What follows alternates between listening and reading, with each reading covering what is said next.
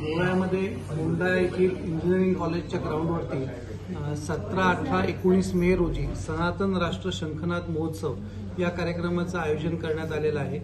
या कार्यक्रमाला महाराष्ट्र राज्याचे मुख्यमंत्री माननीय देवेंद्रजी फडणवीस, उपमुख्यमंत्री माननीय श्री एकनाथजी शिंदे तसेच अनेक मान्यवर, छत्तीसगडचे उपमुख्यमंत्री, मुख्यमंत्री हे उपस्थित राहणार आहेत।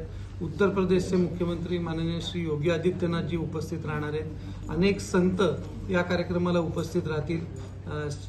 प्रभू श्रीराम मंदिराचे, अयोध्येतील प्रभू श्रीराम मंदिराचे कोषाध्यक्ष परमपूजनीय गोविंददेवगिरीजी महाराज, योग ऋषी रामदेव बाबाजी महाराज, तसंच आर्ट ऑफ लिव्हिंगचे संस्थापक गुरुदेव श्री श्री रविशंकरजी, असे अनेक संत या कार्यक्रमाला उपस्थित राहत आहेत। गोव्यामध्ये हा सनातन राष्ट्र शंखनाद महोत्सव 17, 18, 19 मे रोजी होतोय। आमचं सगळ्याच भाविकांना आव्हान आहे की आपण या कार्यक्रमाचा अवश्य लाभ घ्या।